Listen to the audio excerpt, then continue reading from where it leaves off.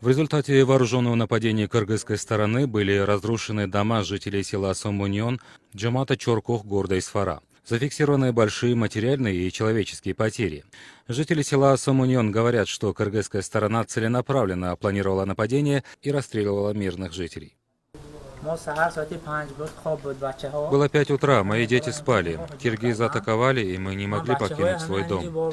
Я разбудил детей и хотел вывести их в безопасное место, но машину киргизы уничтожили выстрелом из гранатомета. У нас ничего не осталось. Хорошо, что детей спас.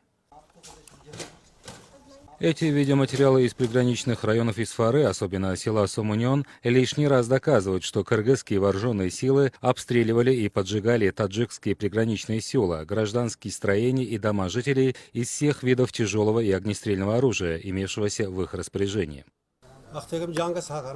Когда кыргызы начали вооруженное нападение, они попали в мой дом из гранатомета.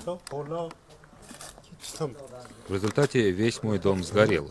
Из 4 комнат и предметов быта осталось только 2 велосипеда. Холодильник, стиральная машина – все сожжено и уничтожено.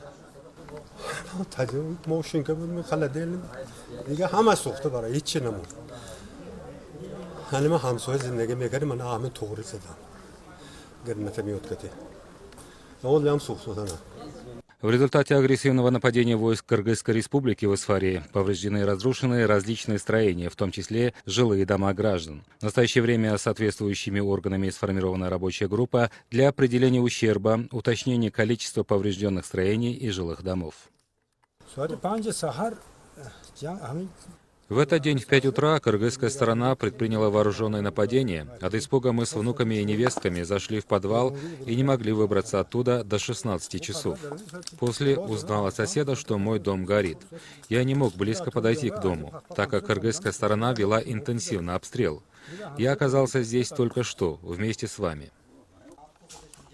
Представляя данный видеоматериал из места последних событий, призываем международные организации, аналитиков и экспертов регионального и международного уровня не поддаваться влиянию провокаций, заговоров и лжи, распространяемых пропагандистским аппаратом Кыргызстана, а объективно и реально оценить ситуацию. В результате внезапного вооруженного нападения Кыргызстана был разрушен мой дом и уничтожено все мое имущество. Корова и ее теленок были сожжены вживую.